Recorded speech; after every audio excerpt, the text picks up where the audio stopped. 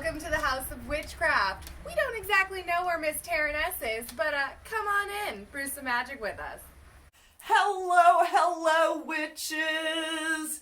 Y'all getting a bonus video where I was able to test her up and I continued on in the evening, and we're shooting this video because we were talking about moons, moon phases, and a lot of times we just talk about a full moon.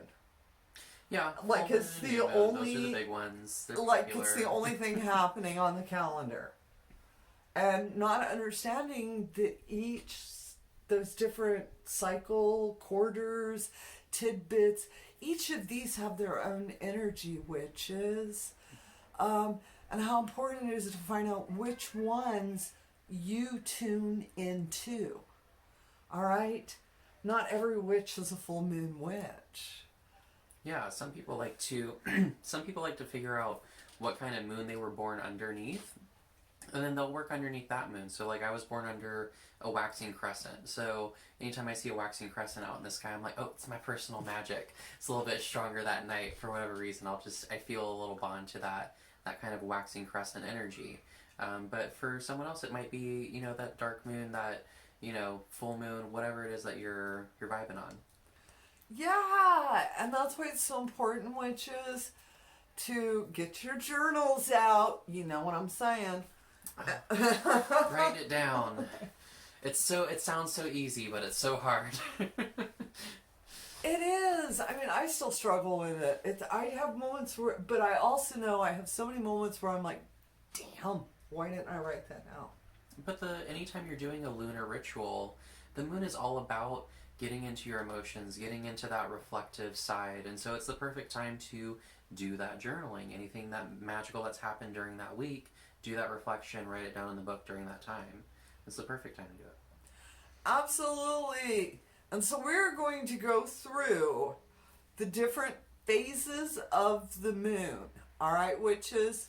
And you need to really spend time with each one, and like we were talking, find out which one you personally vibe on. Is it your birth one? Is it a spiritual one? Which one is your moon time? What phase of the moon are you vibing hard on? All right? And so, of course, we're going to start with the new moon. Okay? And this is obviously new beginnings, new endeavors.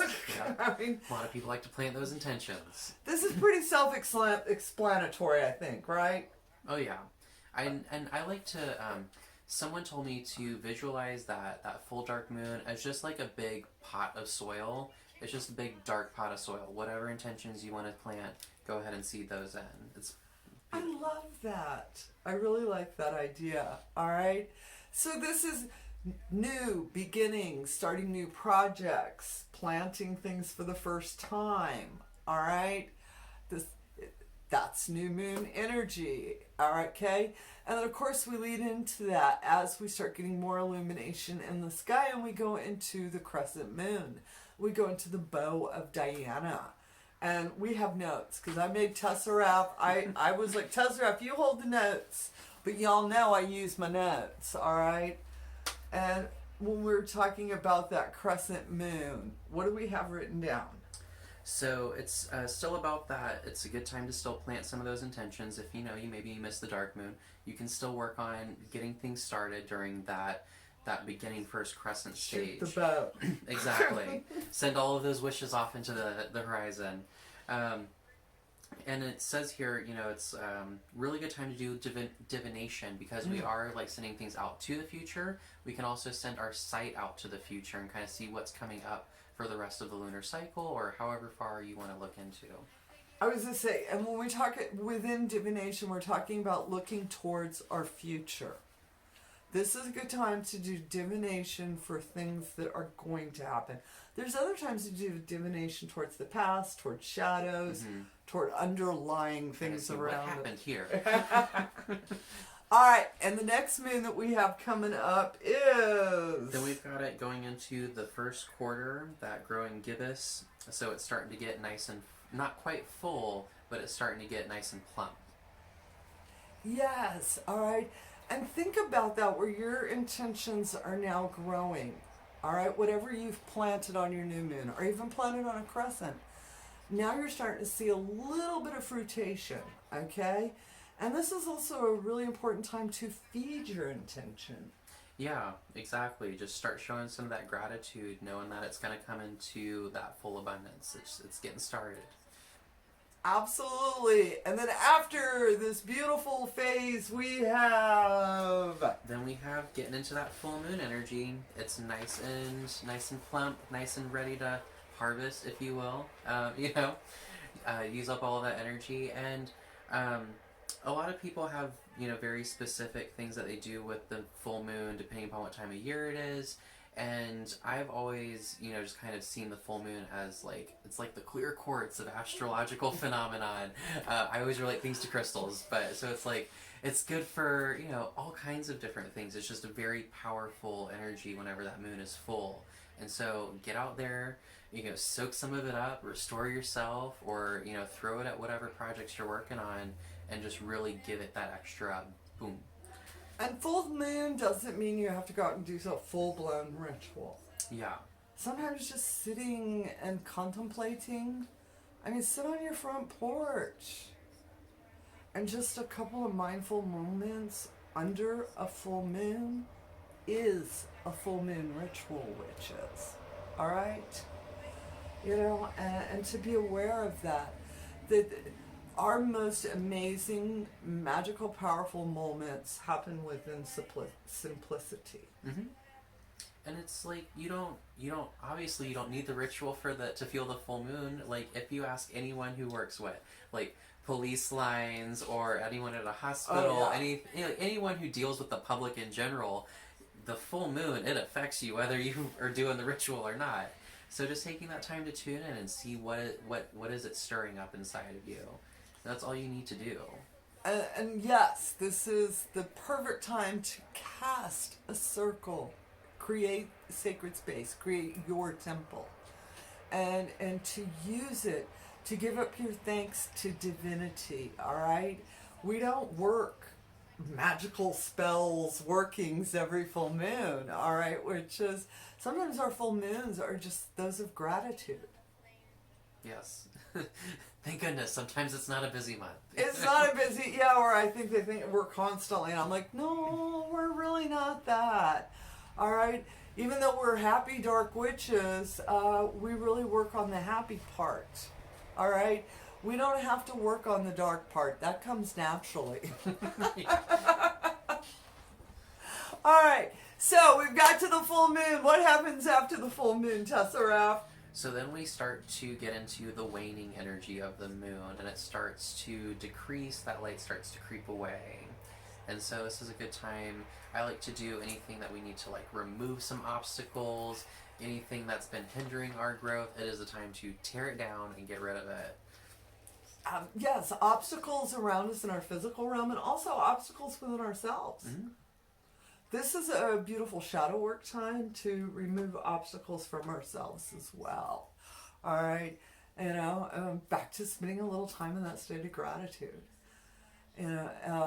But to, again, take each of these phases of the moon, spend time with it, and find out your personal opinion, your experience. All right, witches?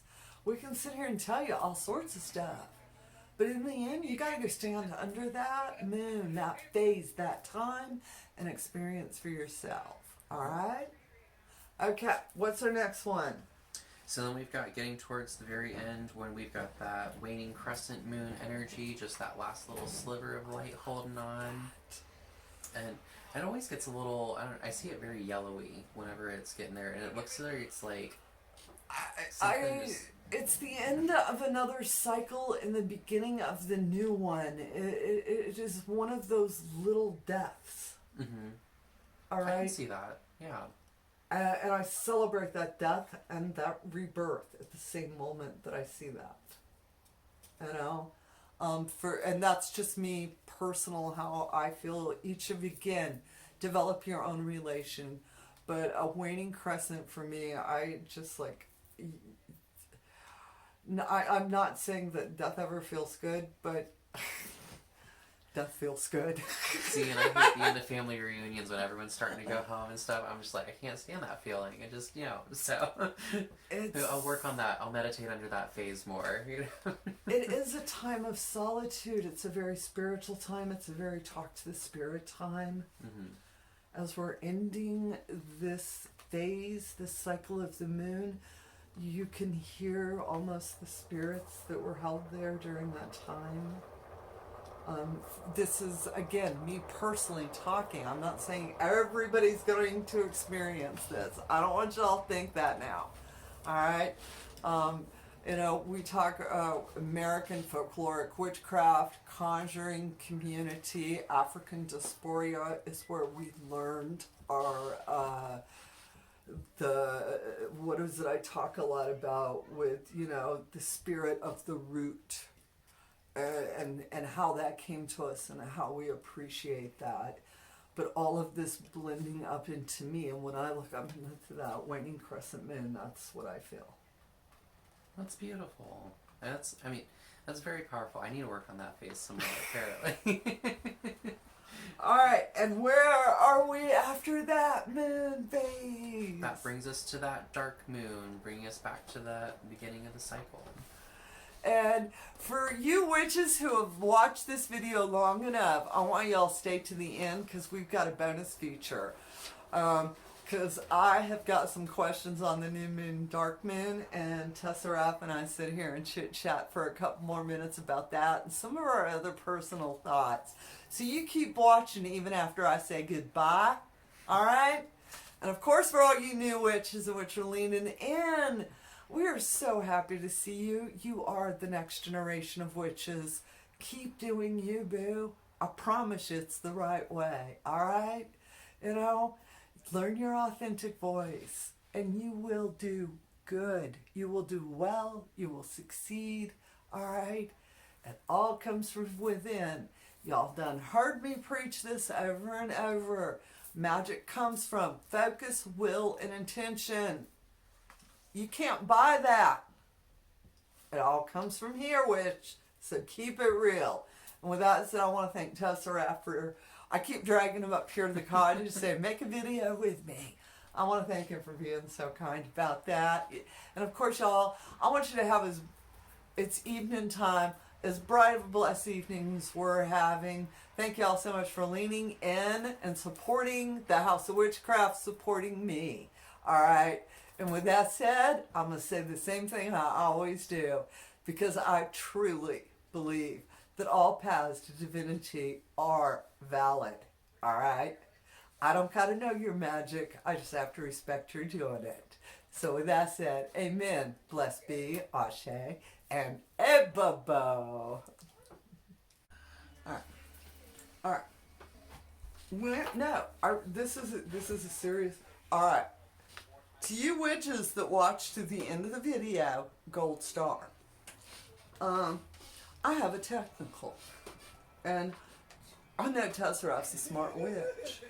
So I always said, you don't have to be the smartest witch in the room. You just got to be wise enough to sit next to him or her, or they or them. All right. What is a new moon? So, my understanding of a new moon is when the light begins to shine on it. Like the first rays of light that kind of touch the moon and make it start to light up the sky. So that first little crescent. But bad dad joke in me says that there's never a new moon because the same moon's always been up there, so... That's a terrible joke, witches. Don't you dare tell anybody that joke. I'm just saying... I'm asking for the technicality because this is what I'm going to tell you is a dark moon. A dark moon is when there is less than 9% illumination in the sky. Okay, so there can still be a sliver then. So there's a sliver to what I just said. And then once my sliver's created, guess what I have? My crescent moon. Which is what I was born under. What a beautiful place to be born. But, so where the hell's the new moon? I mean, in the liminal space where you make it up. In the liminal. But on it, I'm just talking pure technical, and I want y'all witches to comment and follow. Like I said, I'm gonna post this little tidbit at the end of the video because I know that there's a couple of you good witches who get your gold stars and watch to the end. And this is your bonus footage where Taren, because you're already done watched the video where we sat and talked through, and I'm not really discussing my technicalities where I ask, where is a new moon exist? So technically it wouldn't then. But under the dark moon, until there's 9% illumination in the sky, and then it goes to a crescent. And then it goes to the crescent moon. And then from the crescent moon, we go to the next moon, and we go to the next moon, we go to the full moon, and then we get through the whole cycle again. And I'm like, so my question is, where is this new moon? And as you jokingly said to me, where is the new every moon? And I'm like, okay, I get it. And so I want you guys, and this is especially, I know I got a couple of academics in there, Taren S. I know you watch to the end and you're one of my academic witches. What I have found historically when we're talking new moon, dark moon, we're actually using those terms interchangeably. Yeah, and that would make sense. I mean, everyone's getting their words confused, you know. when they're your new moon is exchanging my dark recipes moon. and stuff, you know? Yeah, your new moon is my dark moon. Right. And everything else. For me personally, with like I said, the Happy Dark Witch, it's a dark moon. And then we go to a crescent. But if you're vibing and you want that new moon and that's how you resonate, then that's your moon. I think, but like we said, I think both terms are correct.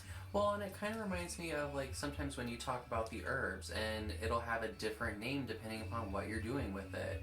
So, I mean, like a new moon to me would be great for any kind of like projects that you want to plant, any of those seeds of intentions to go. I wouldn't necessarily call it a dark moon. Am I working if I was doing that? But, you know, different flavor. Or actually, I think I told you meadowsweet. Meadowsweet, one of the most beautiful herbs. It's an herb of love. All right, now in other recipes, you'll find this thing called gravel root. And that doesn't sound so pleasant. No, it don't. Gravel root. Guess what? It's meadowsweet. Yeah, It just depends. If I'm doing good magic, it's meadowsweet. If I'm doing slightly darker flair, it's a gravel root. Yeah. You know, and starting to understand when we get into some of our grimoires, when we get in, especially in the Conjuring community, for us, we use the Middleton journals. All right. And these recipes are actually telling us the same herb. It's one of the very common thing where I've had people over the years ask me, oh my God, I've never heard of gravel. I just read it. Because you'll find that reference is made in the Middleton journals. The use of gravel root to the use of meadowsweet. And we see the two different ways they're using it. So we know that here within American Folkloric Witchcraft, this is a knowledge. This is what I call pied information. Pied means the purposeful misinformation. Yeah, I mean, it's like you got a secret. You don't want to just like throw it out there in the open, you know. You want to tuck it in. Sort of code words for your recipes. Yeah. And not just by the list of recipe, the list of ingredients, I know what the flavor of the working is. Because if I see it's meadowsweet, then I know it's a good working. Or not good, that's terrible. I should never say that. It's a blessing. And if I see it's gravel root, I know that we're working after midnight. All right. So this is our bonus. And I hope you enjoy it, witches. Thank y'all so much for hanging out with us to the end of the video. Good job. Yay! Woo! Bye.